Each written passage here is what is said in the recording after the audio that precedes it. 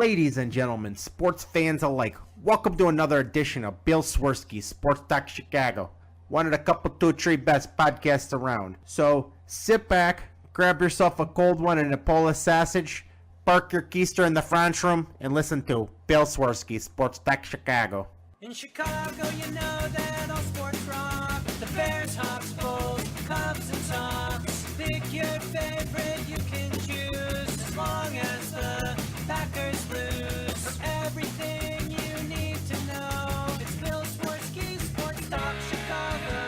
Bill Swirsky Sports Talk Chicago. Hey everybody, welcome to another edition of Bill Swirsky Sports Talk Chicago. This is your hosts, Alex and Sean. On this episode, we're going to be deep diving into the Bears free agency, which opened today, because we're recording this on Monday. And we will talk a little bit of Cubs. I know there's some other stuff going on, but I think those are the two things we are going to be talking about today. But first, let's thank our sponsor, the Rockford Ice Hogs. If you're not familiar with the Rockford Ice Hogs, they're the AHL minor league affiliate of the Chicago Blackhawks. What does that mean for you? You get to see the stars of tomorrow today at family-friendly, affordable prices. The season is wrapping up really quickly. You do not want to miss out on the action. So head on over to icehogs.com and get yourself a hat, shirt, jersey, tickets, and more. Tell them Swirsky Sports sent you. All right, Alex. We are finally starting to get some warm weather around here. I know. It was really nice today. It was really nice. And, I just got home and just walking to the parking lot to my car, I'm like, this is pretty nice. Please tell me you just got home from seeing Captain Marvel. No, I'm sorry. I got home from church. Captain Marvel. I'll see it eventually. My friend and I are talking about going, so don't worry. I'll see it. It was good. It was good. No spoilers alert, but just saying is Thanos is going to get mud stomped. Well, I'm just really excited to see the teaser for Endgame at the end of the movie, as well as seeing the movie itself, because I'm obviously looking forward to the movie, but I'm really looking forward to see how they tease Endgame. So don't tell me anything about any of the movie. Well, there's the one crazy part. No, I'm just kidding. There is, but there's not. I'm sure there is. I'm just not spoiling it. I'm kind of mad I haven't seen it yet. I just haven't had a chance, but I'll get there. I'll get there. Yeah, my kiddo has been going to my mom's house. My mom's been picking her up from school on Fridays. So that means Friday nights have been child-free. And, my kid's at a cool age. She's like 4.5. That's a real cool age, but it is not a cool age to go see movies that are beyond her. So it is nice to get a little bit of a break. So my wife and I went and saw it. And my wife, she normally is like lukewarm about the Marvel movies, but she was super into this one because it is very feminist. This very female-centric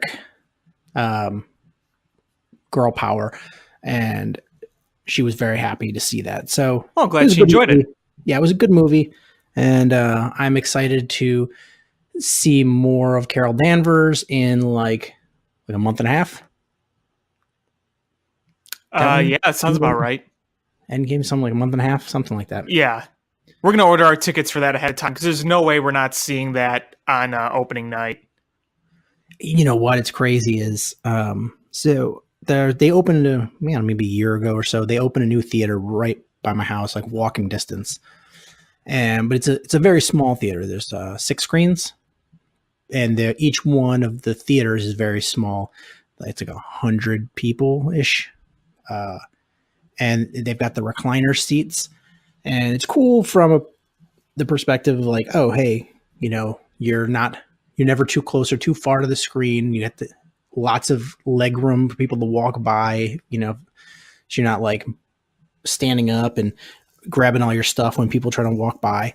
You get the recliner seats, but the bad part is it sells out quick. Yeah. And my wife and I were trying to go see an 8:30 showing of Captain Marvel, and unless we sat in the very front row, there was no 2 seats together. Oh, really? Okay. So I'm like, how about 7:30? 7:30 was worse. No, boy. So there was like a 10:45 showing. My wife's like, that's way too late for me. I will be in bed sleeping. So we found they had a 3D showing, and maybe I'm old. I'm not the biggest fan of the 3D. I'm not either. It bothers me. I mean, there's some movies where like, oh, this is kind of cool, but for the most part, I just don't want to sit with those glasses on the whole time, and it just. So my wife's not a fan either. So, but we went to, they had a 650 showing on the 3D, and it was almost sold out, but there was a couple seats together in the very back. So I was like, all right, this will work. So we went and saw it, and it was awesome. Although my wife complained, she's like, 26 minutes of previews. 26 minutes. Now, what theater was this again? It's the Norwich 6. So Is that a Cinemark? no, it's a AMC. Okay, because Cinemark is where I like to go. And the only complaint I have about Cinemark is they show way too many previews. Like you said, 25 minutes of them. Here's the thing, AMC's, they have all that nice stuff. They're so expensive. Yeah, this was expensive. I mean, I bought the tickets online because I wanted to buy them before I left work. And so I bought them on the app. So they charged me a $3.50 convenience fee plus taxes. And then because it was the 3D instead of the regular, it was $14.99 a ticket. So I ended up spending like $36 for two people to go, or yeah, like $39 to two people to go to the movie, something like that. Yeah, that's the other thing I like Cinemarks is it's cheaper. And you know, I'll be honest, this is just me. I'm really not a fan of dine-in theaters. I'm just not. I don't find them very comfortable. And I just, you know, like I said, AMC's got a lot of nice things, but if I could go to a movie for like $3-4 somewhere in a regular old theater instead of paying a lot more, I'll go to the cheaper theater. But you know, that's just me. The way I look at it is, it depends on the movie. Like if I'm going to see a theater movie, you know, something that's a popcorn blockbuster movie, then I want to see it with the bells and the whistles and the great sound. But if I'm going to see like a comedy or a drama, I don't care. I just, whatever. But if I'm seeing like, you know, Avengers, I want to see that with all the bells and whistles. I want my chair to rattle when Thanos punches somebody. I want all of it.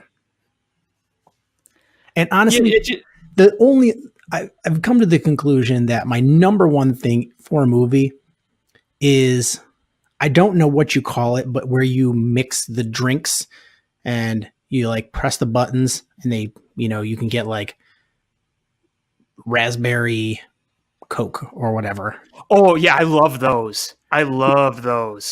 Because I have to have a raspberry lemonade, and it makes the movie 10 times better. And yeah, I love those. I like to sit in the back, and this theater, you're never far. It's not like, I don't know if you've ever been to the theater in Rosemont.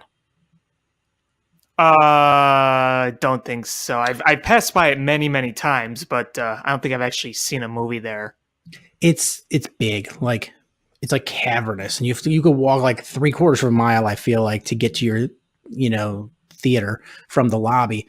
But the Norwich 6, every theater basically, as soon as you walk out, you're in the lobby, and so like I can quick run out and refill my raspberry lemonade, and I can refill my popcorn, butter it up, thumbs up. Yeah, no, that is convenient. Now, I think it was the first dine-in theater ever. You know, it's in the Chicagoland area. I can't remember what it's called, but I think it's on 72.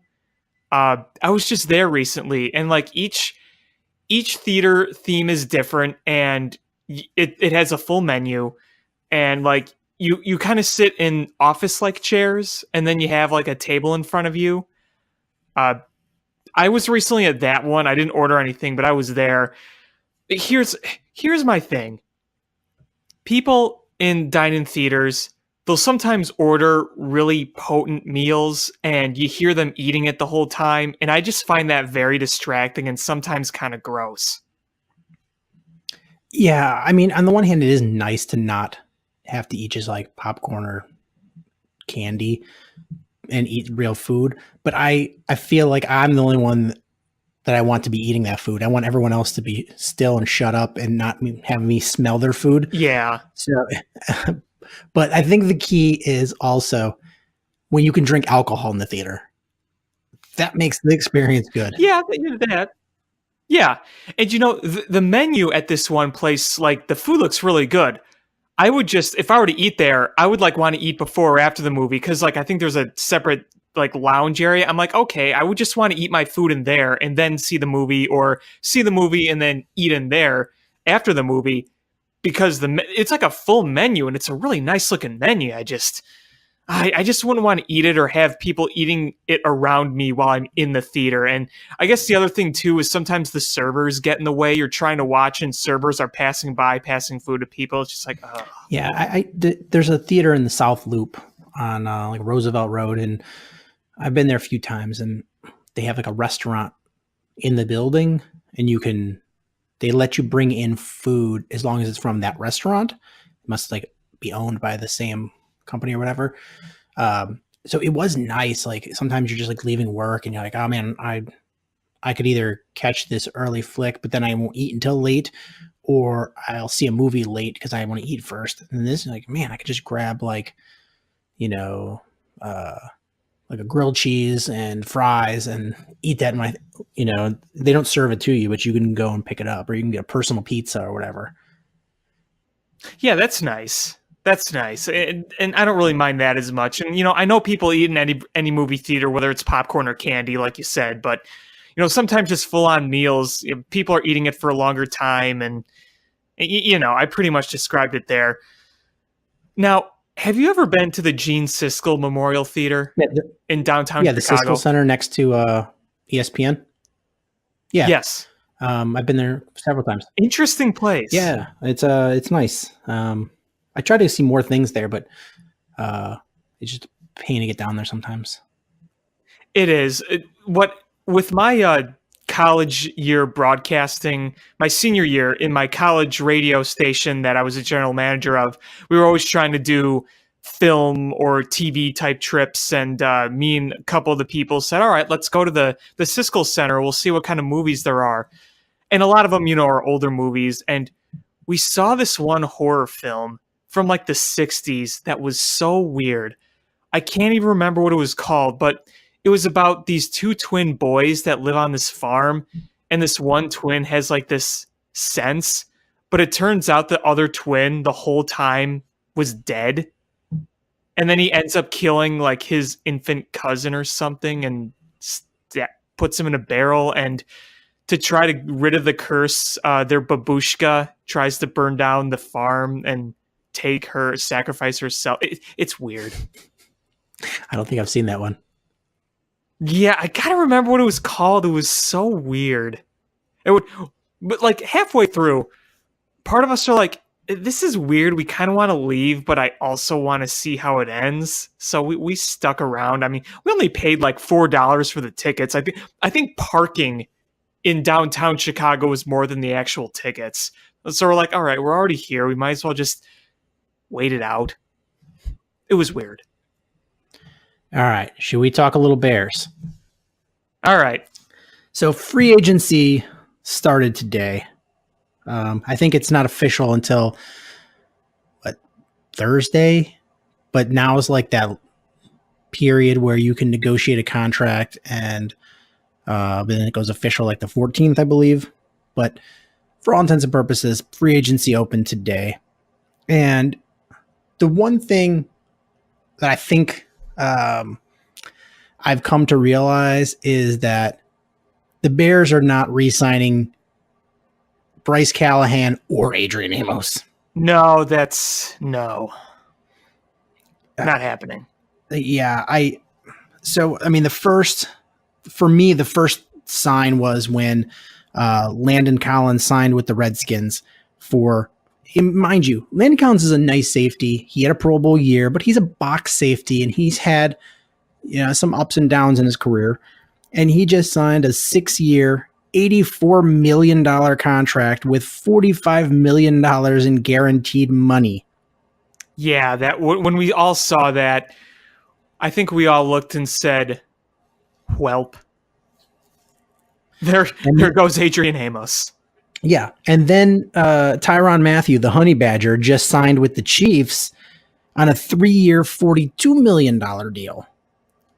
They're getting paid. They are getting paid. I'm like, Adrian Amos, statistically, I mean, we all know the eyeball test. We don't love Adrian Amos as much as the numbers love him. But numbers-wise, he's as good as any of these safeties. And the Bears are just not going to pay him. They're going to save that money, and they're going to pay Eddie Jackson when it's time. And they're not going to pay Adrian Amos. And I fully agree with that. I mean, he's a nice safety, and I like him. I just don't want to overpay him because I don't think he makes the defense better. I think he just is okay. Yeah, exactly. He's not an all-pro safety. He's not going to be making Pro Bowls, and he's a nice player, but you got to realize your space is limited in terms of the budget because, you have a cap limit and there's not a lot of cap space. So you got to choose wisely here, and you're going to have to let go of some guys. I mean, here's the thing. Some guys we're going to be parting ways with, like Amos and Callahan. You say, those are really nice depth guys, but you're not losing any of your top dogs. So that's the nice thing. So I think it's okay to be disappointed that you couldn't get a Callahan or an Amos back, but I don't think it should be made as big of a deal as some people may be making it out to be. Yeah, I mean, I started seeing the frenzy of the signing money on these on these defensive backs, and I was like, oh wow. And I know the Bears probably offered both Callahan and Amos a certain amount of money, and the money that they felt comfortable with. I can almost guarantee it. But both, and rightfully so, you can't ever expect a guy to be like, well, I'm going to take the first offer, and rather than go out on the market and see what's available. And those guys are, and they don't, we haven't heard any offers yet, but I believe the Bears realize that Adrian Amos is going to get paid. And I have a feeling that Bryce Callahan turned down the money they offered, and rather than wait forever, they went out and signed Buster Skrine. So they gave him good money. It's a 3-year deal for $16.5 million. So he's making over $5 million a year to be the slot corner. Yeah, I can't say I really know a lot about this guy. I'm looking at the stats now. He's older. He's 29. He's going to be 30. Doesn't take the ball away a lot. His career high interceptions was 4 in Cleveland, but that was in 2014. Other than that, he's got 9 in his career. He didn't have any last year. I hear he's a good rusher, but he only had half a sack last year. Decent tackler.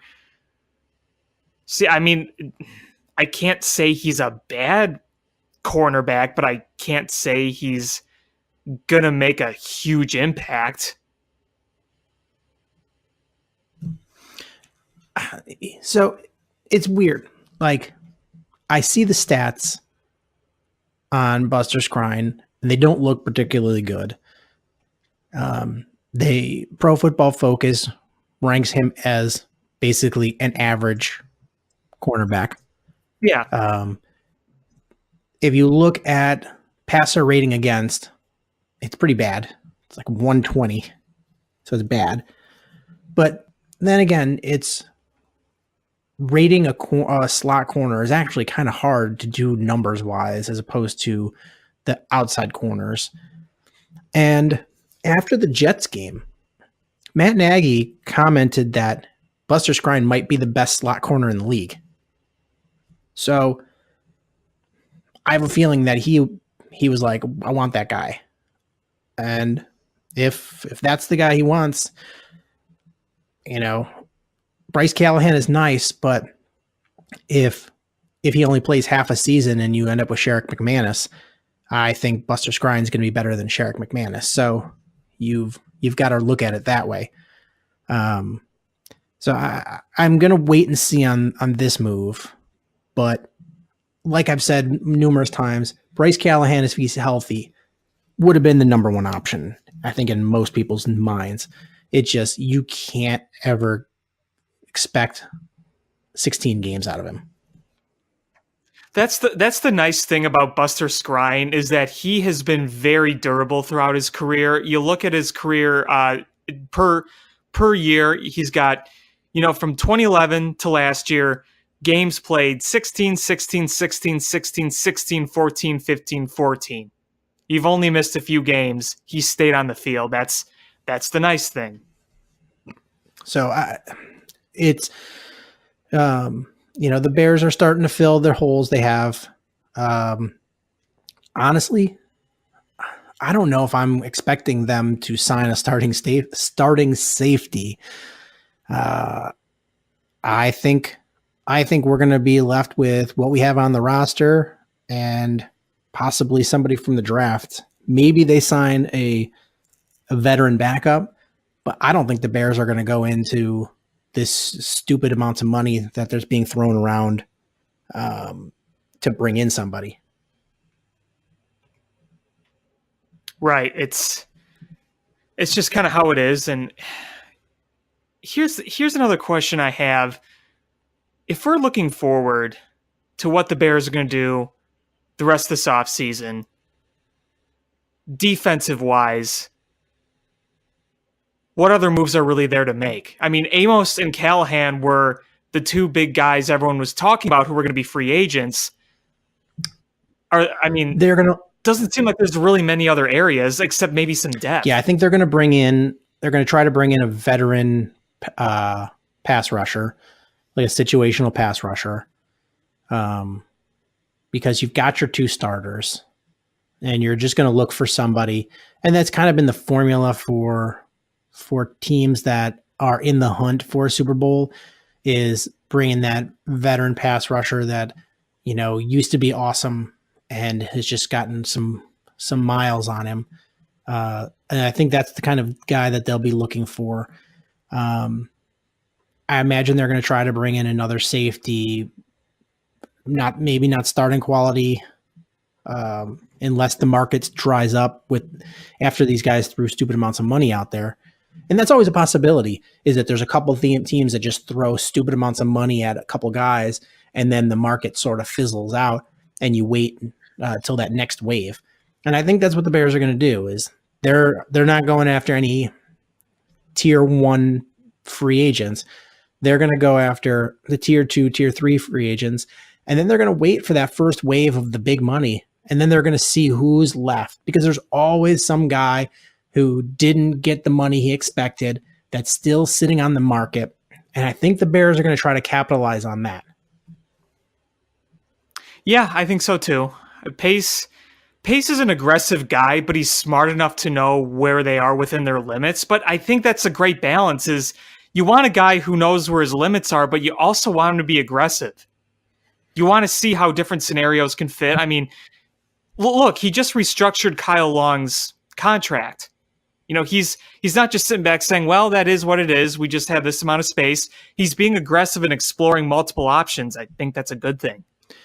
Yeah, and I think with the signing today, the Bears signed Mike Davis, the running back from the Seahawks, and I know a lot of people are like, oh, this signals the end of Jordan Howard, and I don't think it signals the end of Jordan Howard.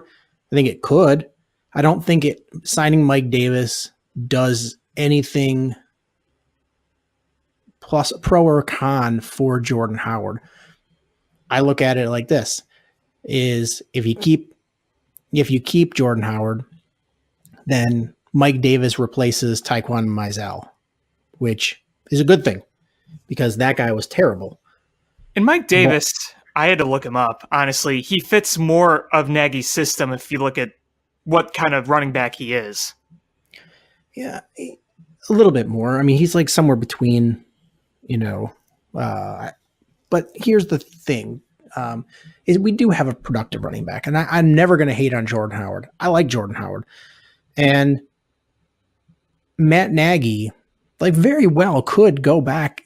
I've talked about it before. Is Matt Nagy's going to go back and watch the film over and over again, and I would not be surprised if he goes back out there and recalls plays, based on watching and be like, all right, well, this is what I should have called here instead of this, and learn from his mistakes. And who's to say that he doesn't go, you know what, Jordan Howard is a productive back in this league, a very productive back. Why can't I change up my running scheme a little bit to best utilize him rather than get rid of him to find somebody that fits what I was doing? That's always a possibility. Yeah, for sure. That's always a possibility. The other possibility is, you sign Mike Davis and he gives you some sort of safety net that if you on draft night decide to trade Jordan Howard and then draft somebody, if that somebody doesn't turn out to be very good, you're like, okay, well, we have Mike Davis and Tariq Cohen as our 1-2, and this guy is our number 3. But if whoever they draft turns out to be very good, then you just relegate Mike Davis to be the number 3 back again. I just look at it as he's a very valuable number 3 or an insurance policy if you're going to trade Jordan Howard and try to draft somebody. Well, I think to me, if I were to put my money on it, I'd still say Jordan Howard is probably going to be gone. But I ask myself this: if you're going to trade him for nothing higher than a 4th round pick, are you really getting value in return? That's what I want to know. Is it really worth trading him if you're not going to get anything higher than a 4 or 5? Because look, Jordan Howard is not a rare type of running back. Many teams can get a running back in a draft or signing someone for cheap, not trading them. That's why he doesn't have much value. But he's already here. He's shown you has value to the team. Could you argue that just keeping him and using him in a more limited role, more to his types of situations, I mean, wouldn't that... I don't... That's just kind of the way I look at it. Is it worth it? I sort of look at as a 4th rounder, like a mid 4th round pick is the cutoff, where if it's the back end of the 4th round or later, it's not worth trading him. If you can get a first half of the 4th round or better, then I think that's where you trade him. And here's my rationale is he's on the last year of his deal. So you could write him out and get everything you can during his walk year and hope that it's going to be the best year of a pretty good career so far on a rookie contract. And you pay the $2 million that he's going to earn. And then when he goes to walk, you're definitely not going to pay him because he's going to make more than you expected, especially for a guy that you're trying to trade anyway. And you just let him walk and you get nothing. Maybe you get like a late compensatory pick, but I don't think you get much. Or you trade him and you use that pick to get another running back that you feel fits your system better, fits what you're trying to do better, and is making $500,000 a year for the next 4 years rather than $2 million for 1 year. That's the kind of ways I look at it. And, if you don't feel like Jordan Howard is going to give you what you need, and you're definitely not going to pay him, right? Cut your losses. And it's not a knock on Jordan Howard. It's just, if you're going to fail quick, fail cheap. That's a good way to put it. And, it's just, there's guys that they work out really well in certain situations but not in others. And You know, Jordan Howard was fantastic under a run kick quarterback or a head coach.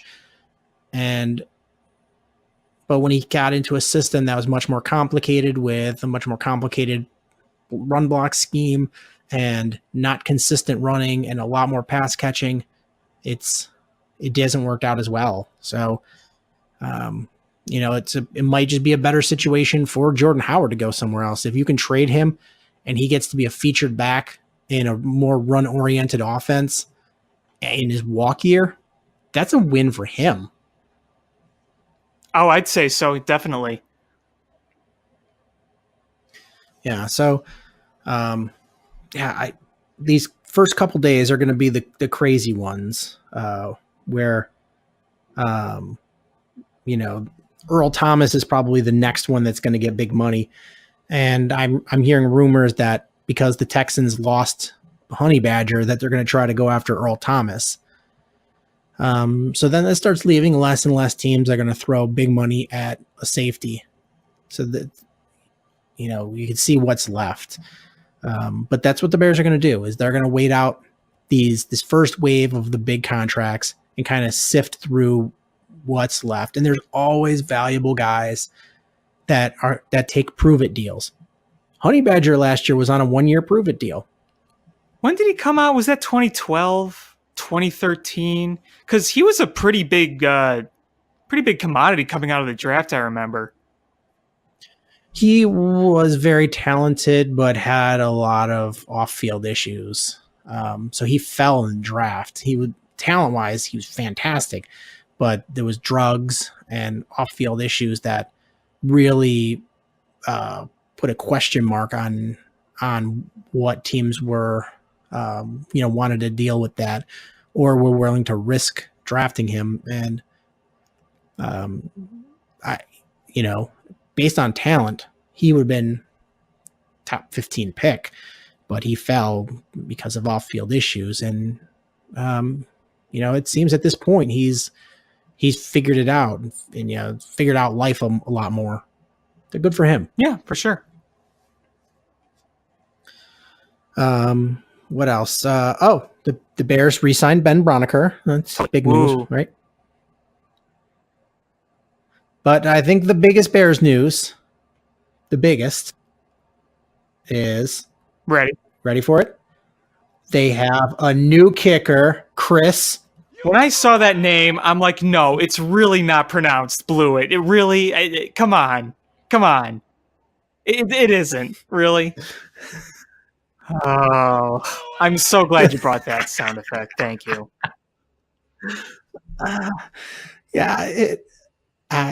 Whatever. He's a camp kicker. Bears are going to bring in a couple of kickers, and whoever wins the competition, the Bears are not going to. I don't think the Bears are going to sign a Gostkowski. They're not going to pay somebody $5 million a year or $4.5 million a year on top of what they paid Jerk Store to go away. This is what we're left with. Hopefully, Blewett in college was very good. So we'll see what we get. But interesting thing to note, and I don't want to get anyone's hopes up, but the 49ers just signed another kicker. I thought that was weird. The only thing I can think of is they're going to they try to trade Robbie Gould, or that this guy is a project kicker where they're going to basically practice squad him, or use him for kickoffs and then replace Robbie Gould, after this year. I don't know. It is interesting, though, that they signed him to a 2-year deal. It is. I had to do a double take. I'm like, wait, did they not tag Robbie Gould? Or they did. So I don't know. I think that's weird. Yeah. But just an FYI, we're recording this on Monday night. So you're probably listening to this on Tuesday or Wednesday. So we could be wrong on everything come the time you listen to this, because free agency, as we're recording this, I'm hitting refresh on Pro Football Rumors. It's like a site that conglomerates the rumors that are out there. And, I'm already seeing that Josh Bellamy is leaving the Bears to go to the Jets. There's other rumors and signings already since, we started recording this half hour ago. So fast and furious. And we'll see where we stand. But I think the Bears are going to be fiscally responsible here. They did give themselves a little wiggle room with the restructuring of Kyle Long's contract, and they converted the roster bonus, the $3 million roster bonus that Eddie Goldman was due, into a signing bonus. So it didn't change any money for Goldman. It just changed the accounting on it. So instead of counting all towards this year, it counted prorated across the life of the contract. So they saved like $2.25 million in the cap space for this year. So the Bears do have some wiggle room, and they're slowly chipping away at it with the smaller signings, the Buster Skrines, the Ben Bronikers, the Mike Davis. So I have a feeling that we're not going to see too many more moves here. They're going to sign a couple more low cost pieces. I have a feeling we'll bring in another edge rusher. I've heard people bandy around the name Clay Matthews, and does he have anything left in the tank even? I don't know. I'm just curious he's playing on a bad defense. What would happen if you put him in a situation where he just could pin his ears back and rush the passer, and he's playing on the opposite side of Khalil Mack with Akeem Hicks and Eddie Goldman in the middle? Like, does that suddenly give him some more gas in the tank, where he's only got to play, a quarter or a third of the snaps? I don't know. Yeah. You look back and how many Super Bowl champions ended up picking up a quote washed up edge rusher, and he was a big part of why they won. Charles Haley did it for two teams. Did it for the 49ers, did it for the Cowboys. Chris Long did it for the Eagles, did it for the Patriots. You always find that guy. Dwight Freeney, did it. So you find these guys that once were dominant pass rushers, and you cut down their minutes, you put them in pass rushing situations rather than first and second down. You put them in third downs, second and longs, ones where you expect passing downs. Let them just pin their ears back and do what they do. Not have to play 7 snaps in a row. Situation, rotation, keeps them fresh legs, and they use that veteran savvy and help you out. And they usually come up big in a big situation. And I don't know. I don't think I would be against it. I think I could look past him being a bear killer for so long. But I think I would rather have Chris Long if we're going to get somebody like that. But, who knows? I just feel like the Bears are going to bring in a veteran pass rusher. I just think that's been a formula that's worked. Yeah, it's interesting. It's obviously going to be no Khalil Mack, obviously, but you got to have some depth, right?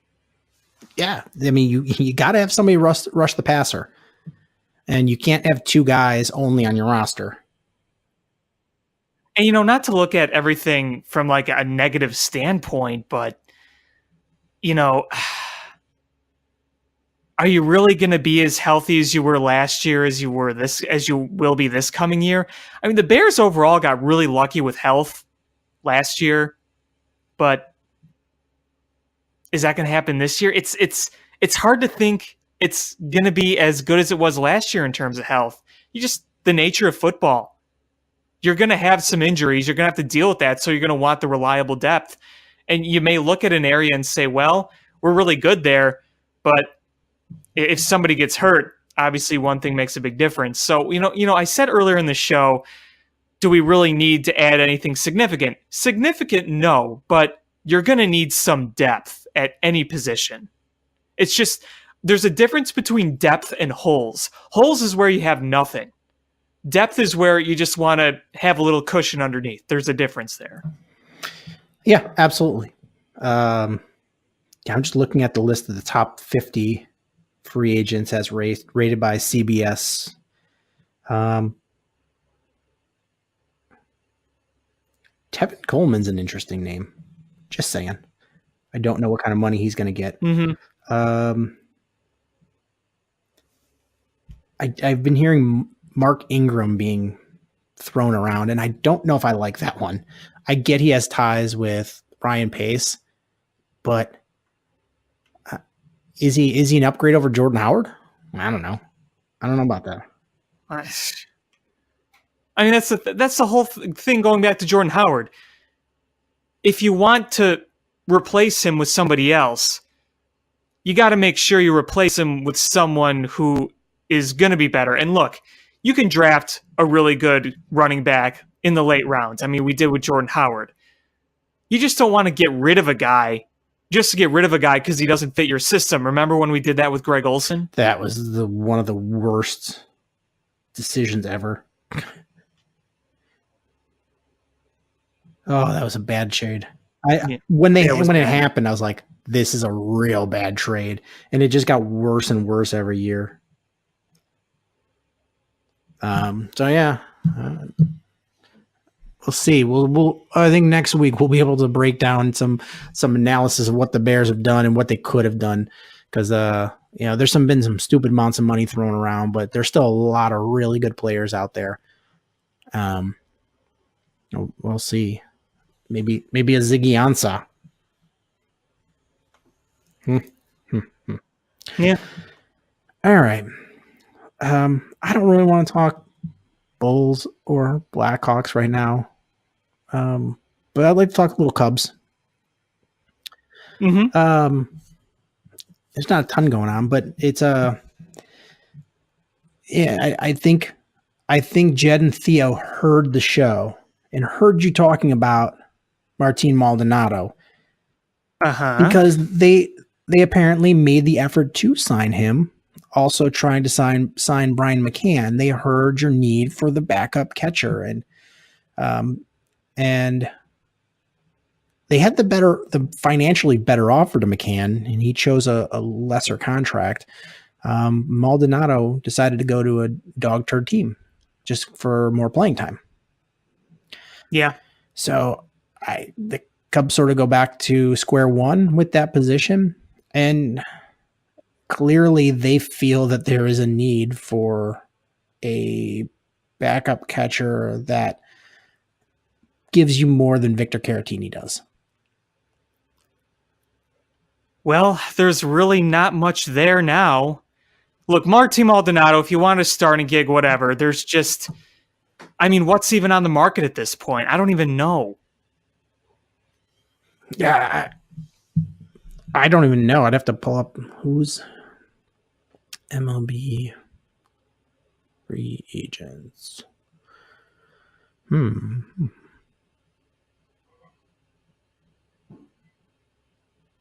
Because I'll tell you one thing, there isn't much, and they were looking at some of the Red Sox catchers. Red Sox catchers really aren't that good at all, especially not offensively. Yeah, I'm looking through. So here was the list of catchers. Yasmani Grandal signed a 1-year deal with Milwaukee. Wilson Ramos signed a 2-year deal with the Mets. Kurt Suzuki signed a 2-year deal with Washington. Robinson Chirinos signed a 1-year deal with Houston. Martin Maldonado, 1 year with Kansas City. Nick Hundley signed a minor league deal with Oakland. Matt Wieters signed a minor league deal with Cardinals. AJ Ellis joined the San Diego front office as a special assistant. Jonathan Lucroy signed a 1-year deal with the Angels. Chris Herman, 1 year with Oakland. McCann, 1 year with Atlanta.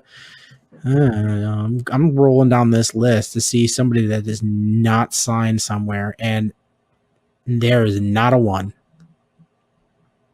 Yeah, Martin Maldonado was literally the guy I wanted. If you look at Martin Maldonado's numbers, he's one of the best defensive catchers in the game.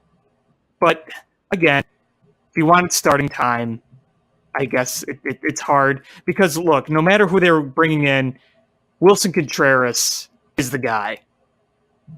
He's the number one guy. Yeah, but you can't. He's a catcher that you can't play every single day. You got to give him a break. He's a catcher. I mean, you can keep his bat in there and move him, let him play first, or put him in the outfield if you want to keep that bat. But you got to give him days off from behind the plate. Right. Yeah.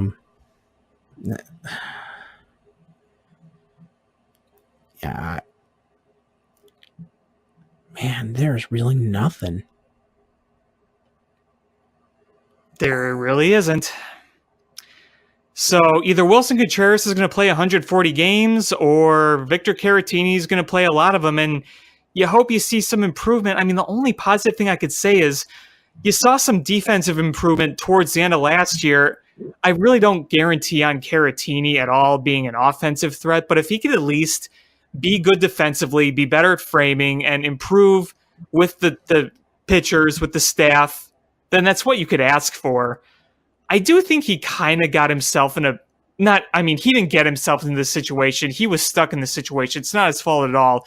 He was put in an unfortunate situation where he was a notable prospect and he would have developed nicely had he been a full-time catcher, a starter on a team. He hasn't had consistent playing time in the bigs because he's been blocked by Wilson Contreras.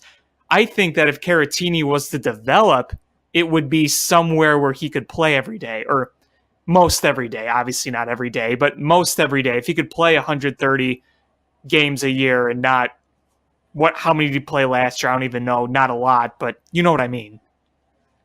I mean, I think know the answer is Kyle Schwarber at catcher.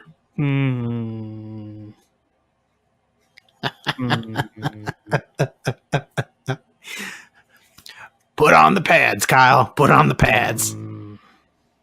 I know he said he's willing to do it, but that's not going to happen. He wants to do it, but they're like, you can't see what I'm displaying because we're broadcasting our voices, but I've got the Danny DeVito from It's Always Sunny meme where he's just shaking his head frantically. Like, no. Yeah, exactly. Schwarbs. Yeah. I love Schwarbs, but there's no way I would want him catching. No way in hell. Not no way, not no right how. On. Yeah, that's too much. So that's the situation we're in with the Cubs. Backup catcher. Clearly they want one. Clearly there's not one there. And it seems like most of them just signed like 1 or 2 year deals. I don't know. Maybe Maldonado, if you would have given him a little more money, he would have been like, okay, I'll take the money over the playing time. I don't know. But I don't know about you. I'm ready for spring training to be over. Yeah, I enjoy spring training to an extent, but after a while, it's like, all right, let's move along here. You're seeing a lot of good things this spring training. You're seeing Yu Darvish throw really well. You're seeing him throw 97. You're seeing him throw with great movement. You're seeing Kyle Hendricks. I don't know if you watched the game yesterday. Look it up on Twitter. They got videos of it. He was just throwing these sinkers with unreal movements. It was awesome. Yeah, I haven't even looked at the numbers of Darvish. I've just watched the way he pitches, and he just looks like a different guy than pitched last year when he did play for the Cubs. When he played for the Cubs, he looked tentative and like just never comfortable with his body, and now he looks powerful. Yeah, he does. So you're seeing good things out of the pitchers. The spring training, stats, meh. I'm not worried about it, but you just look at how they look, how they feel, their approach, and I tell you, if you're going to look at certain stats in spring training, look at walks, because plate discipline, that isn't just some fluky thing. Would you agree? I would agree. But whenever a guy walks a lot of people in spring training, the first thing they say in his defense is, he's working on a new pitch. Am I right? What do you call that garbage? I call it the eliminator. Well, I call it the masturbator. Yes. Please tell me you get the reference. Good. So I'm ready. People complain about the NFL preseason being too long, and it's like 4 games. And I feel like spring training has already been 6 months.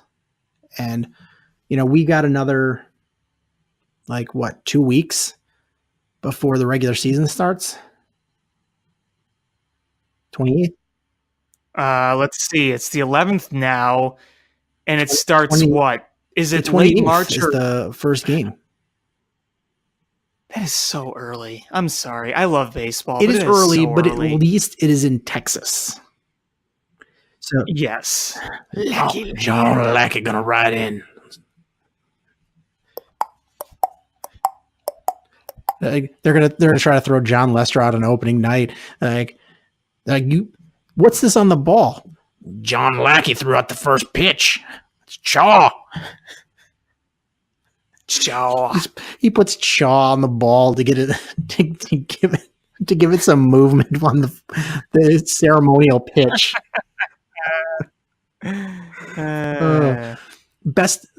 What's the best ceremonial first pitch ever? Is it 50 cents? 50 Cent? Oh, that thing. Or Carly Rae Jepsen. I don't know if you remember that one. But 50 Cent is the one that really I think George stands Bush out. had a really bad one too. Oh, I remember his being really good. Who was? His was like right over the plate, because wasn't he a baseball player as a I younger believe he person? was. I mean, he's from Texas. Yeah, no, his was. I remember Obama's being more of a lob, but it wasn't anywhere near the worst. Actually, you know what's really funny? Go watch Michael Jordan's ceremonial first pitch in the 1998 wild card game between the Cubs and the Giants. It's really bad. Mind you, this was a guy who was trying to pursue a baseball career for a little bit, just a few years prior. I kind of goes to show he was meant to play basketball. Oh, yeah, was that 98, right? Yeah, the 98, the tiebreaker game. Yeah, he was wearing a Sammy Sosa jersey, right? That's right. Yep. I think he was throwing to Sammy Sosa. And that was a bad one. What were some other good ones? Carly Rae Jepsen was a terrible one. Carl Lewis had a really bad one. It was almost as bad as when he sang the national anthem. Oh, yeah. That was bad. Yeah. And then there was Baba Booey. I think Baba Booey had a really bad one. I don't remember that one. Hey, let me Google it. I think Baba Booey had a really bad one. Yes, for the Mets. It made Peter Gammon shake his head. Yeah. Ceremonial first pitches. John Lackey would argue balls and strikes on it. try to fight the Of umpire. course he would. Of course he would. What was that? Where's the pitch? What kind of strike zone you have out there, ump? It's ceremonial. I don't give a horse's patoot. That's how you're gonna call this game? That's dog poop. And then he just charges at you. Yeah, so opening series is 3 games at the Rangers, and then go south to the Braves, and then you go to Wrigley North for 3 games, and then finally in April we get opening game at Wrigley Field against the Pirates. 2 years in a row they've opened against the Pirates. That's just how it falls sometimes. Yeah, I mean, odds are you're going to face a division opponent. You usually do. Yeah, just, I mean, statistically, you just play them a lot more. Well, you know what's funny is they don't open at home a lot. They've only opened at home a few times, like to start the season. Well, it makes sense. I mean, you start March 28th, it could be snowing. That's why it does make sense, yes. I think the last time they opened at home was 2015. Yeah, it was 2015. Because 16 they opened in Anaheim, 17 they opened in St. Louis, last year was Miami, and then 14 was Pittsburgh in Pittsburgh, 13 was Pittsburgh in Pittsburgh, 2012 was at home against the Nationals, 2011 was at home against the Pirates. I was there, that game was awful. And then 2010, do you remember 2010 opening day in Atlanta? I don't know if I remember It was that. Jason Hayward's MLB debut. Zambrano started. I think they lost 16-5, and Hayward's first swing of his career was like the longest home run that he's ever hit to this day. Oh, my goodness. I remember when he used to be a home run hitter. Yeah, I mean, he was more of a home run hitter for a little bit. There was one year he hit 27. I think that was... it wasn't his rookie year, but it was like his sophomore or third year. But what I would love to see from Hayward, I would love to see that season he had in St. Louis where he was hitting 290. I think his on base was near 360, and he wasn't hitting home runs like he was when he was younger, but I think he still hit somewhere in the mid to upper teens. So I would like something like that. It would be nice. Yeah, it would be very nice. Because, Hayward is not a bad ball player. You look at his numbers and you say, he's a great glove. He's an average hitter. It's the money that makes people look, he's so bad. He's not bad. He's making a lot of money, but he's not a bad ball player. I remember when Hayward came up, he was supposed to be the next big thing. He never did quite become that, but he has become a useful ball player in the majors. He hasn't been the guy that we thought we were going to get. And that's the problem when you sign a guy for big money on the hope that he's ascending, is he might plateau. There's the school of thought of signing somebody in anticipation of what they're going to do, and then they're signing a guy based on what he has done, and both have their pros and their cons. You sign a guy to what he has done, and that's no guarantee. Usually he's older. There's no guarantee that he's going to keep doing that. And the back end of that contract, probably very old. You sign a younger guy who's just going into his prime, and you figure he's ascending, and you pay him a lot of money based on prospective numbers, and you get a guy like Jason Hayward that just regresses and then plateaus at that regression. A little better than the first year, but you're not getting anywhere near what you thought. I wasn't expecting these huge home run numbers, but I thought he would be a doubles machine. Yeah, I mean, he runs well. He's a great base runner. He hits the ball on a line. I definitely agree. He seemed like the guy who would be a doubles machine, and I mean, you could just look past his speed, but just the way he runs the bases very smartly. That's what I'd love to see. Last year he had 23 doubles. That's surprisingly less than when he had in 2016, when he only batted 230. Now, the sample size is different. I will say that. He played 142 games in 2016, 127 last year. So the hits and the doubles and pretty much everything are, the amount is a little different, but he drove in more runs last year, if that counts for anything, than 2016. But, at the pace he played last year, even if he played in 142 games like he did in 2016, his numbers probably would have been better than 2016, but they probably still would have been around average, because last year it was 270, 335, 395, 731. You look at that slash line, you say, that's average. That's slightly above average in the batting average OBP department. The OPS, that's pretty much average. So, I mean, it's a heck of a lot better than 2016, but you compare that to St. Louis, 293, 359, 439, 797. And if you're wondering about doubles, he had a career high 33 that year. I would love if he could hit 30 doubles this year.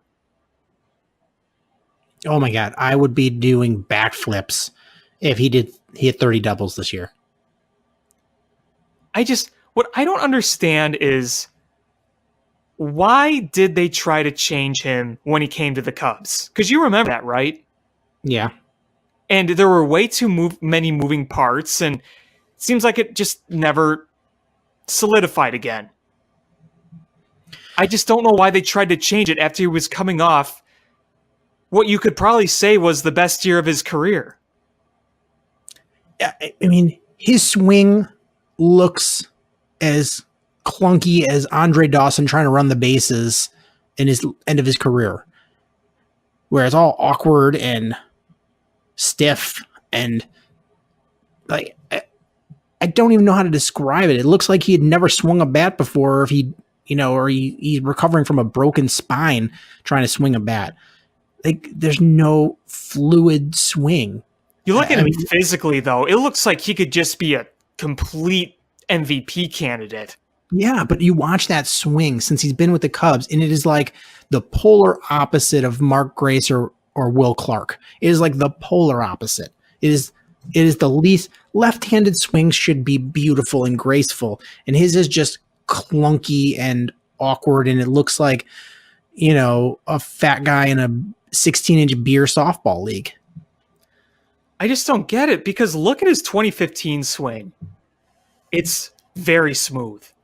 Yeah, that's what I want. And I don't know how you get that back. That's hard. I don't know how you get that. Why'd you mess with it in the first place? You signed him because of what he's done the past few years.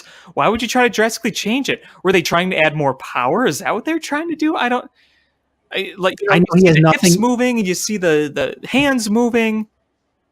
I know he has nothing to do with it because he wasn't even here for that, but I'm blaming Chili Davis. Just because. Just because. Damn Chili Davis. Chili Davis. All right. So, who's going to start the most games in left field for the Cubs? My guess is Kyle Schwarber. All right. Who's going to start the most games in right? Should be hopefully an easy one. Jason Hayward. Who starts the most games in center field? Probably Albert Almora. That's my guess. So, unless you're debating about Ian Happ. Yeah, that's where I wonder. Does Ian Happ, is he going to get regular playing time this year? And if so, is it going to be bouncing between all three outfield positions and second base? See, here's the thing. They haven't talked a lot about second base Ian Happ, but a lot of people are wondering about second base Ian Happ, including myself, because when he came up, I remembered him primarily as a second baseman. Yeah, they made him an outfielder, and he's okay outfielder.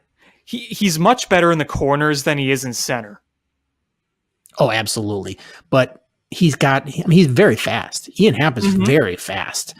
And that makes him a candidate to play center field. He just doesn't have the instincts to be a great center fielder. But that speed makes him a very good corner outfielder.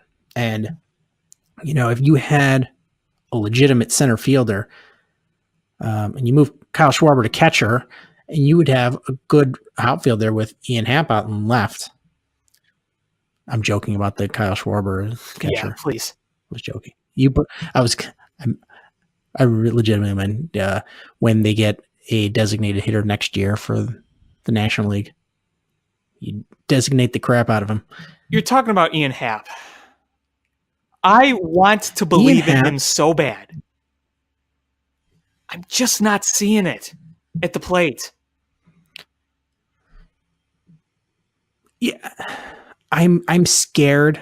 I'm scared to believe in him because I feel like he's going. I'm worried if I believe in him, he's going to turn into another Jorge Soler or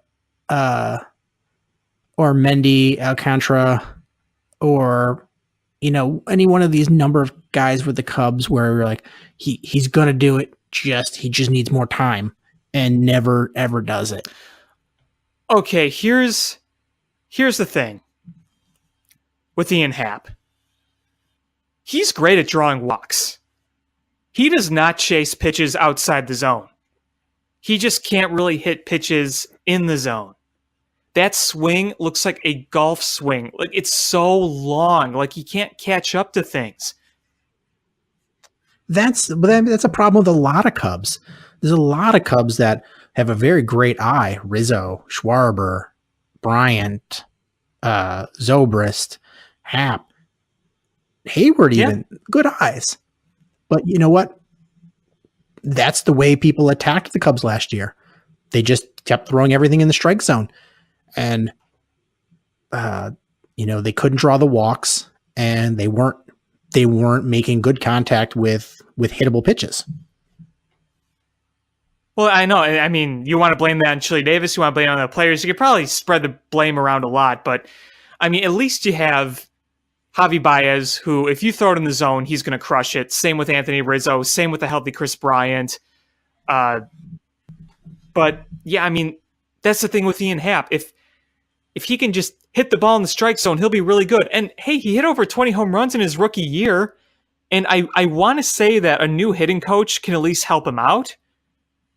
I don't know if earlier in this offseason, I was optimistically saying he's going to break out this year. Let's do it. I said the same thing about Schwarber. I still am keeping the faith in Schwarber because I think he's shown enough promise there. But I know spring training doesn't really indicate anything in the long run. But you look at spring training, you look at the numbers, and you look at what he's done. It's not good. And I'm not a hitting expert by any means. I can't break it down and tell you every single little moving part of Ian Happ's swing or how quick it is or what angle I can't tell you any of that, but just by watching it, it doesn't look any different from last year, and you're seeing a lot of the same results. I feel like if you throw him a 94-mile-an-hour fastball down the middle, he won't catch up to it. I mean, he's got this long swing. That's what he does. I don't know. I want to believe in him, but I honestly feel like Albert Almora still has the higher. I don't want to say higher ceiling because I think Ian Happ has the higher ceiling. I think Albert Almora is going to be the one that has the better Cubs career. At least Almora has shown he can hit. Like he could get hits. He can't really walk, and he has virtually no power, but at least he can make contact with the ball when it's in the strike zone. If you had Ian Happ with at least the ability to make contact that Almora has, but Ian Happ's plate discipline you would at least be looking at a guy that gets on base a lot more. And again, if you look at Ian Happ's on base numbers compared to his average, they're pretty drastic with all the walks he takes. And you look at the average of Albert Almora in the on base, there's not a lot of difference there, but the average is better. So you're kind of juggling here. Yeah, Ian Happ this spring has a 167 OBP. Yay. Not great. That is not good at all. Yeah, you've seen some not so good numbers. Hayward batting 214. Schwarber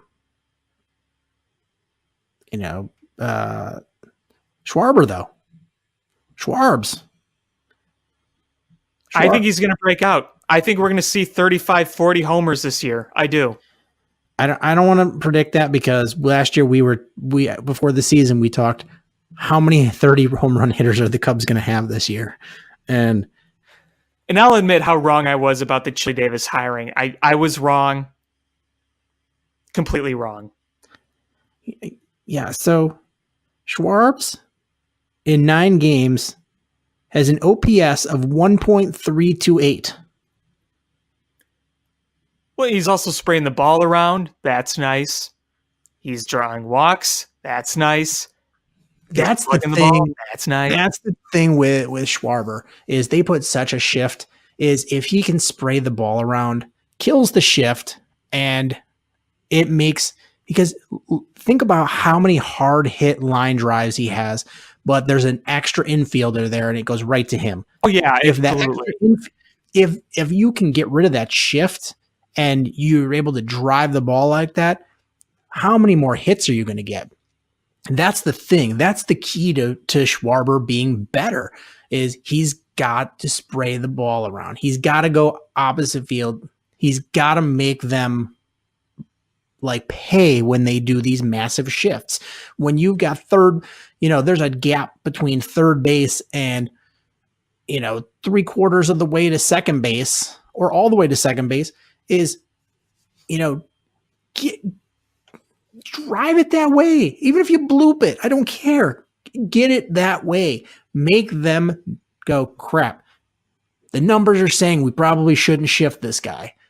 And watch your batting average go through the roof because then when you start crushing these balls, between first and second base, these hot shots, and that second baseman does not have time to react to some of those.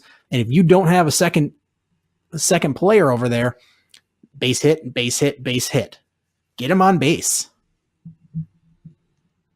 Yeah, and I mean, look, Schwarber already has the plate discipline. You saw it last year. So, I mean, that's a good step as it is. And you look at Schwarber last year, he wasn't bad at all. He just he's capable of more than 26 homers. You'd hope so.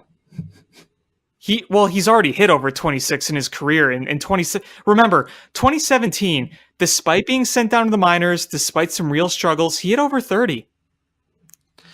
And he's got all kinds of power. All kinds of power. I mean, yeah. Theoretically, the Cubs have a lot of guys that can, put up huge home run numbers. Schwarber is a guy that could put up 35 home runs in a year, 40 home runs even.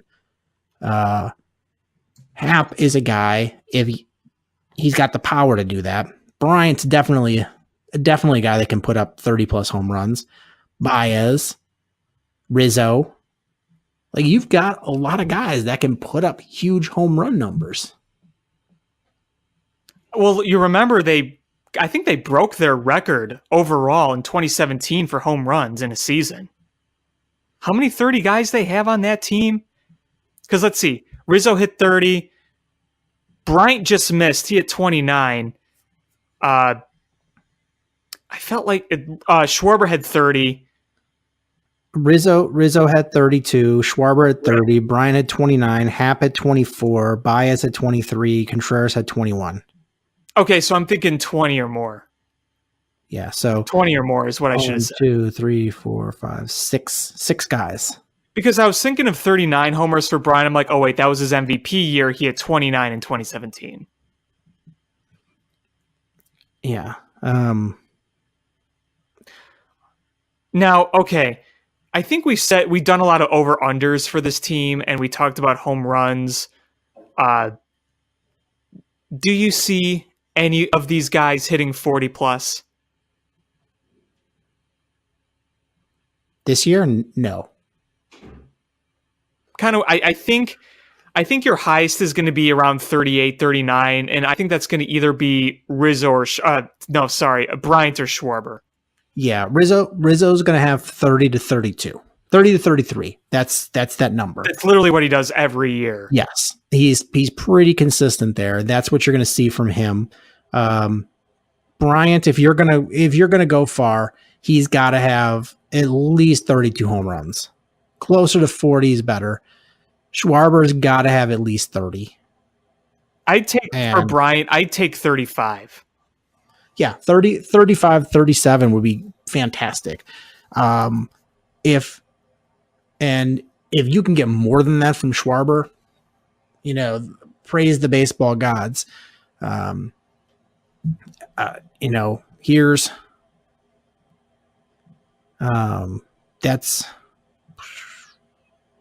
that would be absolutely amazing. I think, let's see, I'm pulling up last year's stats here.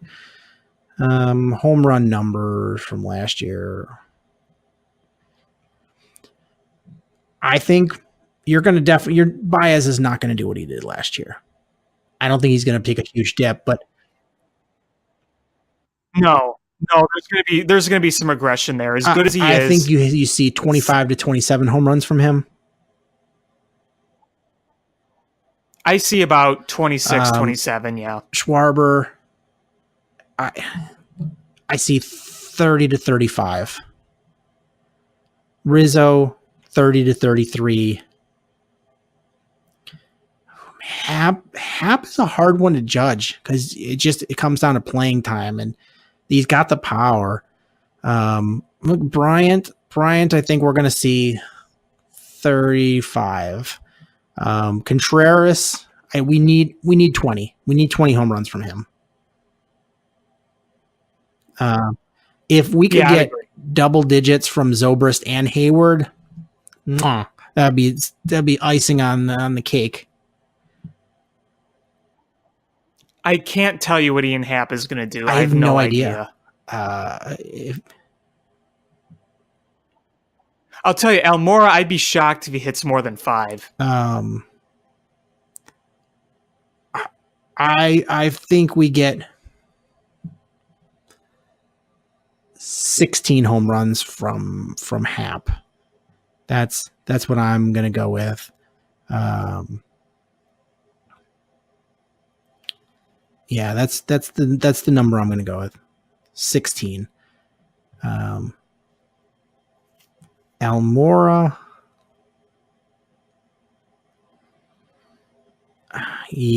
I'm gonna go big number. Almora is gonna get 6 home runs. Wow. 6. He's gonna bat 290 with 6 home runs, and he's gonna get a 2 WAR.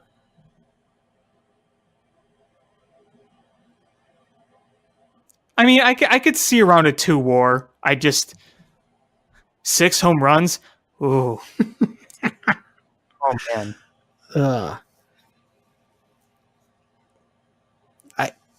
I think we're gonna see a nice player out of Almora this year. I think we're gonna be pleasantly surprised. I think we can see more consistent Almora. That's what I'm looking for. A more consistent Almora. Because you're right. Because when he is hot, he looks fantastic, and when he's not, he just looks terrible. And I guess you see that with all young players.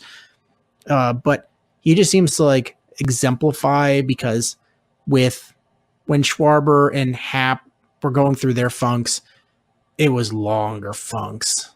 With Almora, it's the funks aren't as long, but it's up and it's a lot more cyclical. Feels like you're out in turbulent water the way it's bobbing. With some of the other guys, it's a longer rut. But I think you're going to see a nice season from Almora. I think you're going to see a real nice season from Schwarber. I think he's going to be the one that shocks everyone like Baez did last year. Okay, that's interesting. Okay, I can take that. Everybody's going to be talking about Rizzo and Bryant, obviously, but then they're going to be talking about Baez because of what he did last year. But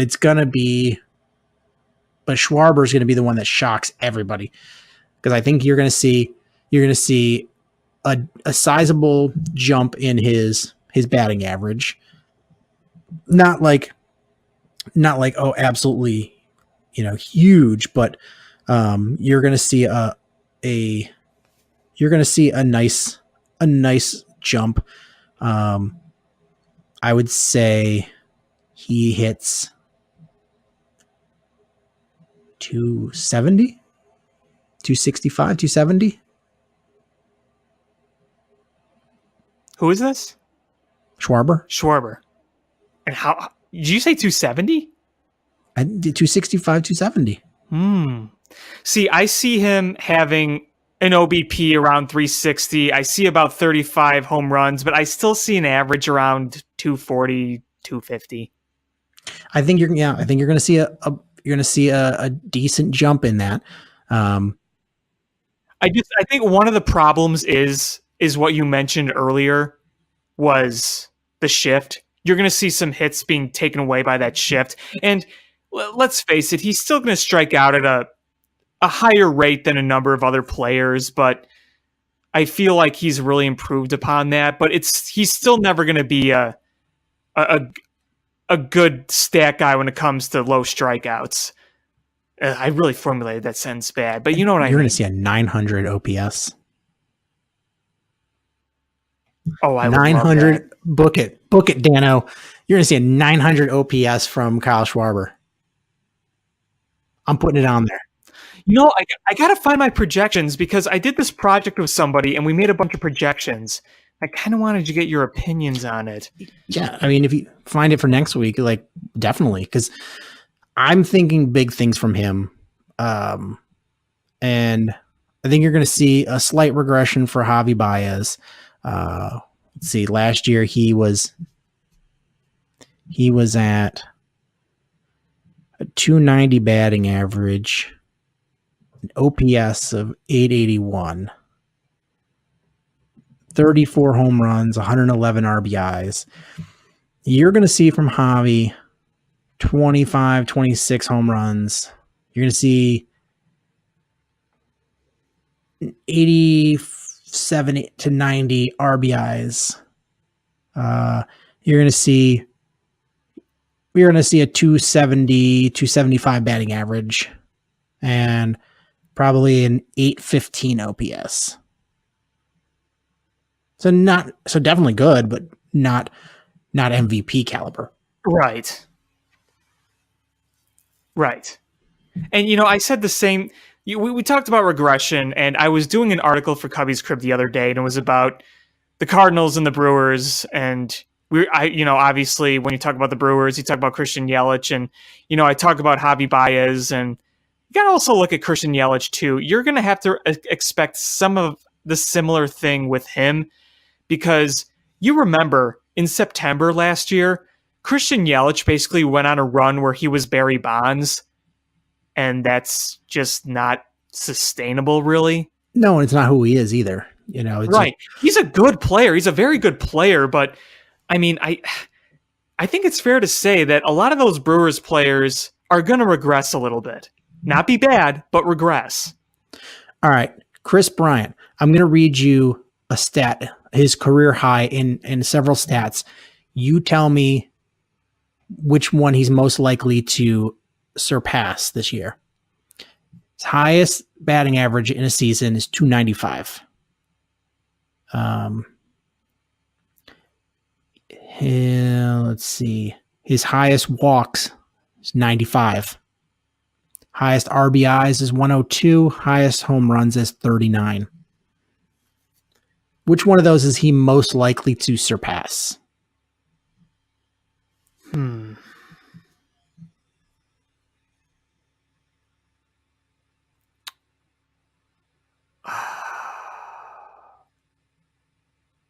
sorry, say that again. I got to process that again. Will he have more than 30? Which one of these stats is he most likely to surpass? These are his career highs. And so 39 is his career high in home runs. Right. 102 is his career high in RBIs. 95 is his career high in walks. And 295 is his career high in batting average. Of those four things, which one is he most likely to surpass? That's a good question. I'm not a big RBI person, but I think you could look at RBIs and say, well, if the team is doing better as a whole, and it also depends on where he bats, you could say he could increase there. 39 home runs, I think he could do 40 plus, but I want to see a healthy shoulder first. But I could also see him flirting with 300. Yeah, I'm not going to go home runs. Even though I think he could be a 40 home run guy. I'll go average just because I don't know where Joe's going to bat him in the lineup. If you're batting in a 2-hole, you're not always in a situation to drive in runs. That's another thing I think that gets forgotten. Yeah, walks. I mean, that was way higher than any other year in his career. I won't see it as walks. 102 is not that many RBIs. I mean, it's a very good number, but when you look at the top guys, you got 102. You're not a top 5 guy. You're not going to win Triple Crown hitting 102 RBIs. So that's a contender. But I agree. I think batting average. I think he can hit 300, or at least close to it. 298, 299. Yeah, maybe gives us a George Brett year and flirts with 400. I think he could have a well over 400 OBP. I think we could look at like a 410 OBP. Yeah, we give us a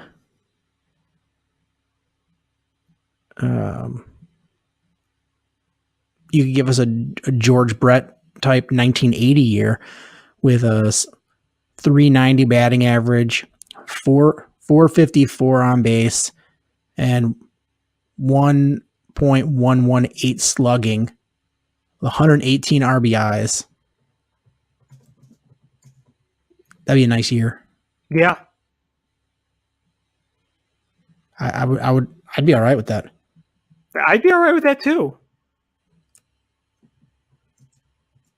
Old George Brett. That guy was good, man. Storming out of the dugout. I heard a story. I can't say if it's true because it wasn't there. But there was some story about how he was at a hotel restaurant and he pooped his pants and he went to go up the elevator with poop in his pants. Let me Google this. I forgot who was talking about this. I heard it. Maybe it was Andy Van Slyke that was telling this story. I don't remember. Wasn't he Scott Van Slyke's dad? Yeah, Andy Van Slyke. Hey, here we go. It's Deadspin. George Brett would like to tell you about the time he pooped his pants. I want to sit down and like have like a long intellectual discussion with him about that incident. Here's an actual quote that he said. "I'm good twice a year for that. When's the last time you shit your pants?" That's great.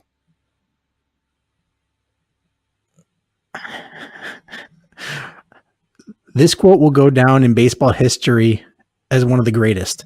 He said, "The most perfect double tapered shit of my life. Who are the pitchers in this game?" Oh, I'm going to send you this link from Deadspin. Please do. I'll post it in the links for this video or this podcast too, because George Brett and his pants pooping. Oh boy. Oh, by the way, speaking of sent links, did you enjoy Pizza Time? I did. It's funny because like when they started doing the song, I was like, I remember this original commercial, so it was like doubly good. But Pizza Time was a good video. So if you want to give a shout out to everybody about the Pizza Time. It's just you watch it and you're like, what? Yeah, there's a lot of good videos like that where you're just like, I don't know what I watched, but I can't stop laughing and I'm starting to cry. Well, that's what the internet thrives on. That's what it thrives on. The internet has never failed me in its humor category. No, it never does. One last thing I wanted to talk about. We have a manager for the Cubs who is in his lame duck season. So after the season, he is no longer going to be under contract.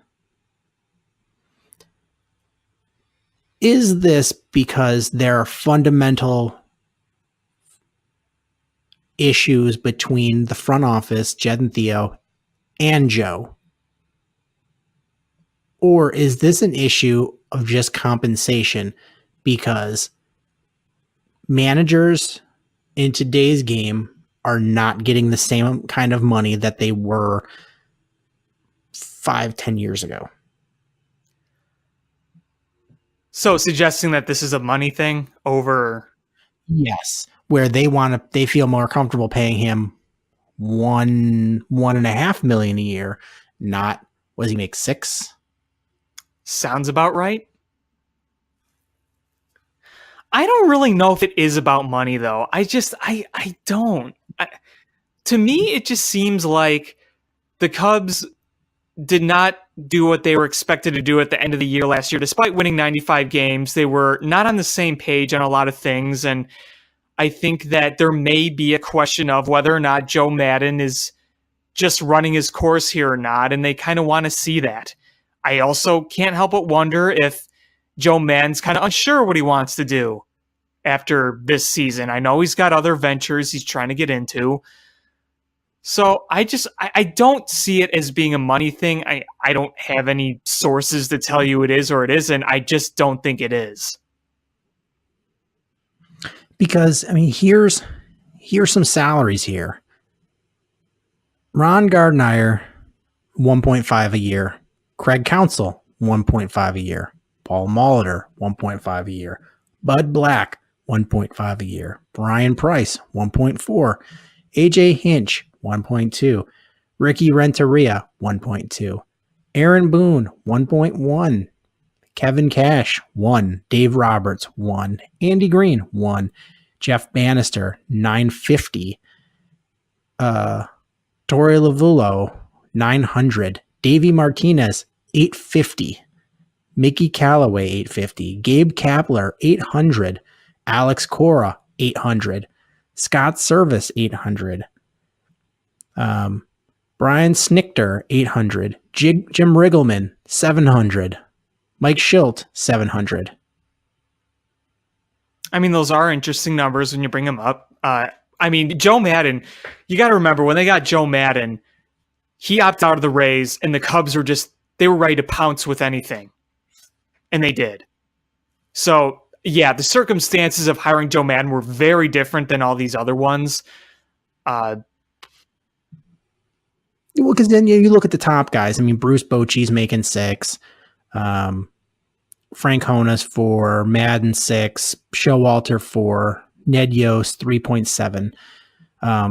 So, I mean, but these are the upper echelon guys. And once those contracts are done, I just don't see them going, hey, Joe, let's negotiate another $6 million a year salary. I am feeling that they're like, hey, Joe, we're much more comfortable paying you $2.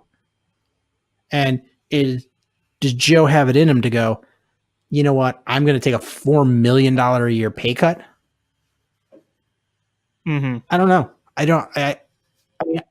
I do think that they definitely have some issues with the sense of urgency that was lacking. Some of the results that he's had the last couple of years, some of the gaffes he's had in high pressure situations, I think there are issues, but it's going to come down to it is if Jed and Theo think that they can manage better from the front office and using analytics and do it just as good or a better job than paying Joe $6 million a year, I think that's the way they're going to go. Yeah. I mean, if they do, that's probably what they would want to go, yes.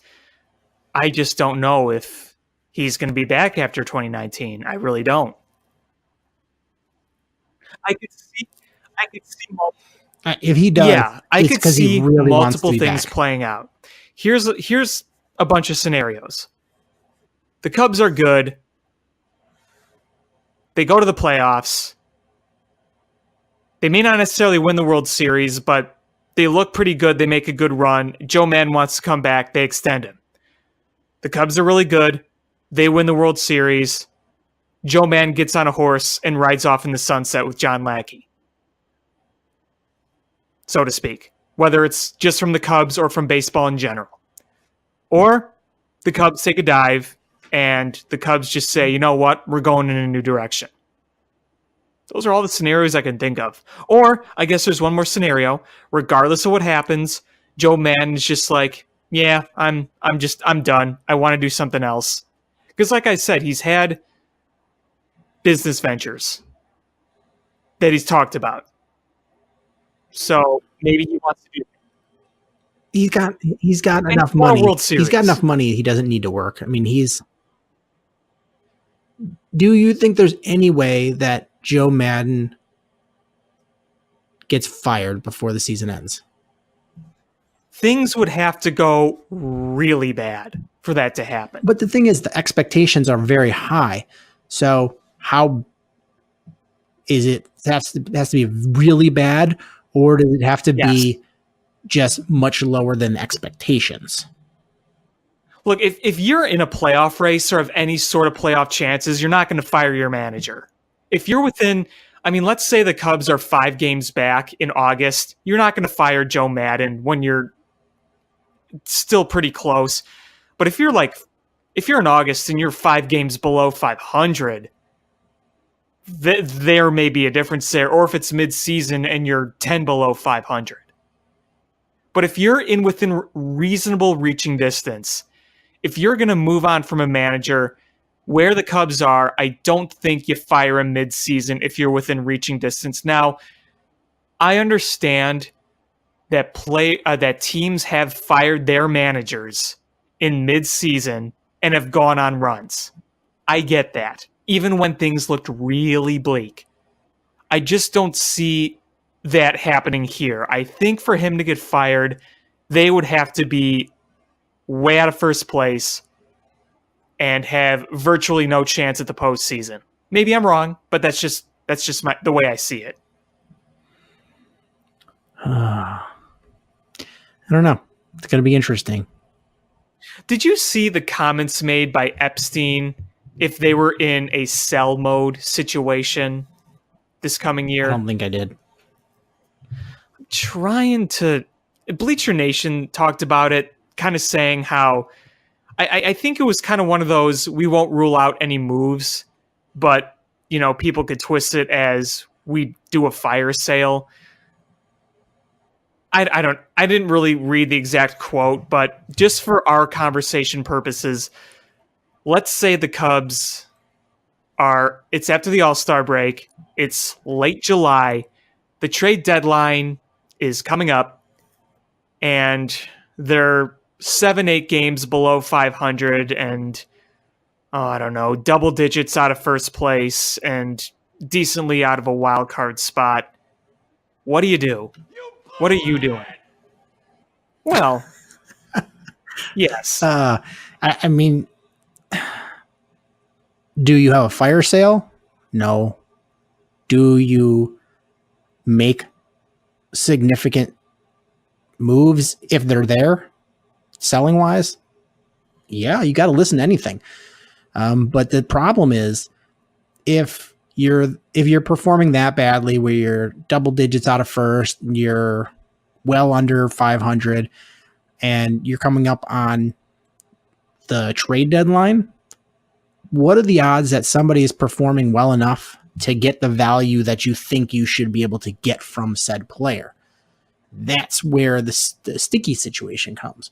Because when everybody's playing well, or you have guys that are playing well, you don't want to trade them, because then more than likely the team is playing well. If you're performing poorly, it's probably because your players are performing poorly, and they're not going to get the value you want. What are the odds that you have a Joey Votto situation where your team is terrible, but you're just raking? There's another scenario you could look at with the Cubs if they are way out of it, and that is injuries galore. Let's say Bryant gets hurt again. Let's say Rizzo's hurt. Maybe one or two of their key starters are injured. There's another scenario where we could say, are we bad because we're bad, or are we just bad because all of our top players can't play because they're hurt?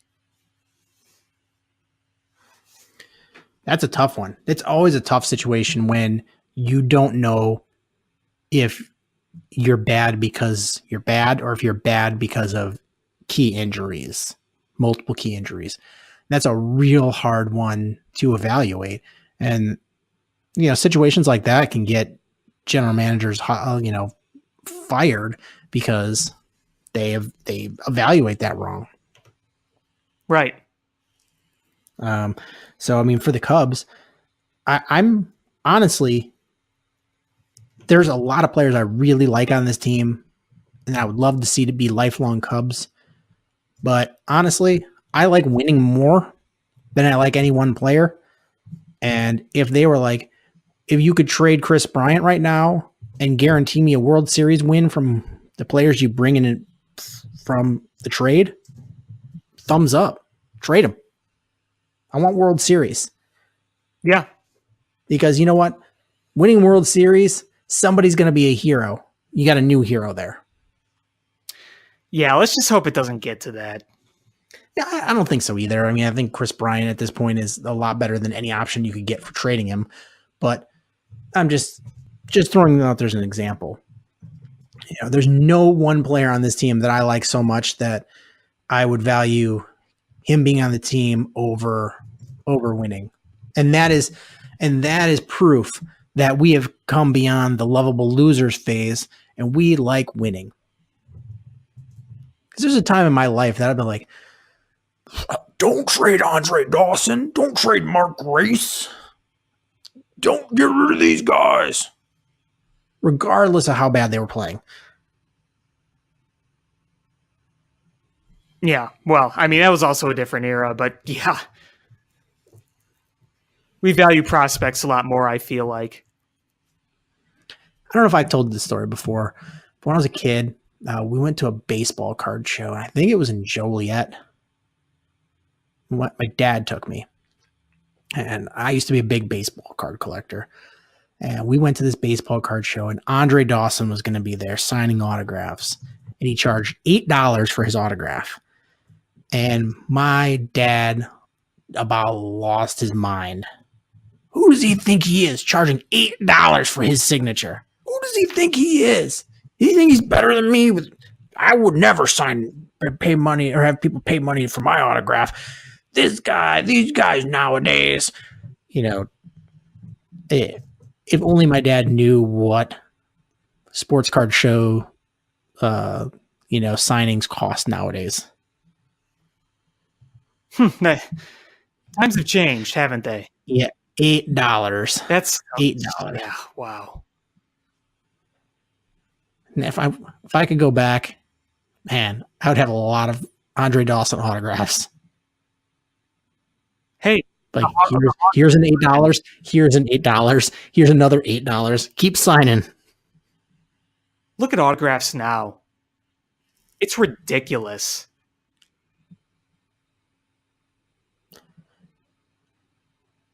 Let's see.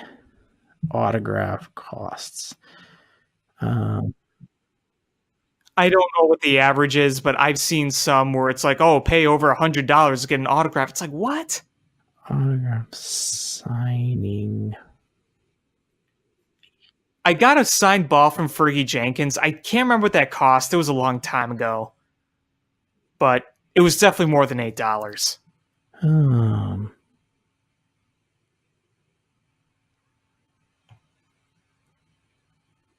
Let's see. Why can't I find a good price there?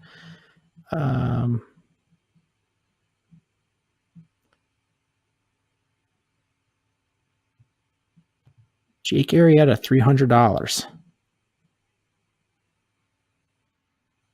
Yeesh. Yeah, I went. So, God, this has to be like 9 years ago or so.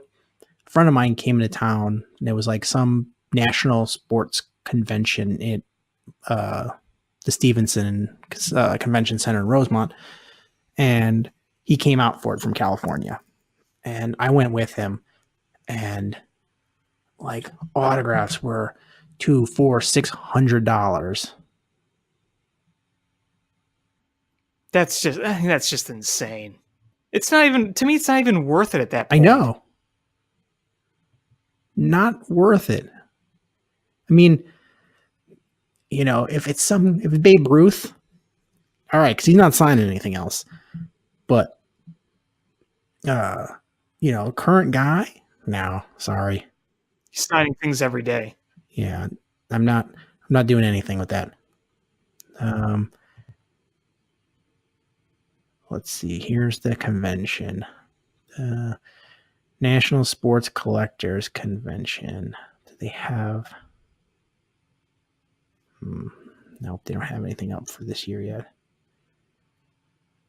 Oh, and here we go. Autograph info. They just say who's going to be there, but not how much they cost. But Levon Hernandez will be there. Levon Hernandez. I'm actually, there's guys in here I really want to get their autographs. Cal Ripken, my all-time favorite baseball player. Pete Rose. Dave Winfield. Steve Carlton. Andre Dawson. Roger Clemens, Mark Grace, Ricky Henderson, Greg Jeffries, Fred Lynn, Jim Rice, Benito Santiago, Robin Yount, Daryl Strawberry. I'll have him sign an 8-ball. Oh, there you go. Raleigh Fingers, Kenny Lofton. Man, there's some guys there I would love to have their autographs. Barry Sanders, Bernie Kosar. These are all the guys. I mean, it's funny. Like, I'm sure you have this too, but like when you're at that age, like 8, 9, 10, 11, 12, right around that age, there's like these players, they don't necessarily have to be on your own team, but like you just kind of gravitated to. And then when you get to be an adult, you just still look so fondly back at those guys. Like Bernie Kosar, he was never a great quarterback. He was an all right quarterback. But for me as a kid, like I still look at him like, oh my goodness, Bernie Kosar. Like he was larger than life for me as a kid. You know, Dave Winfield, you know, Daryl Strawberry. These are guys that I just, when I see Dave Winfield, like, I was when I was at Petco, they had the Dave Winfield thing there, and I just got this big 40 years old, and I get this big grin on my face, and I asked some random stranger if they would take my photo with my phone with the picture of Dave Winfield. And, you know, I'm sure you have guys like that. Sure. And it's funny because, if you are outside of that age demographic, you probably look at other people's, that group of people from your perspective is probably like, why the hell would he like that player? Like, I think of my dad. My dad had idolized these random ass players that played on the Yankees. My dad was a Cubs and Yankees fan. They're like these random ass Yankees players. I'm like, why the heck do you like that guy? And he'd be giddy about it. And there's people now that probably giddy about some random player that I'm like, but it's just this nostalgic feeling from being that age range, and that just never goes away. Yeah. Like I can't explain why Cal Ripken's my favorite player. Can't explain it at all. While he was playing, I think I saw him play twice in person. I never lived in Baltimore. I was a Cubs fan and a Cal Ripken fan. Hey, Cal Ripken, how can you not like the guy? I don't know. It's just one of those weird things. Sports nostalgia. I'm all about that stuff. It's easier for my age group with like basketball because I had Michael Jordan. I wax nostalgic about that guy. But one guy that like Moses Malone, he's one of my all-time favorite basketball players. Could I tell you why? No. Sean Kemp, one of my all-time favorite basketball players. I recently went and bought a Sean Kemp jersey. Why? I don't know, but he was one of my favorite players as a kid. Yeah, why not? I don't really have anything else to talk about. I don't know about you.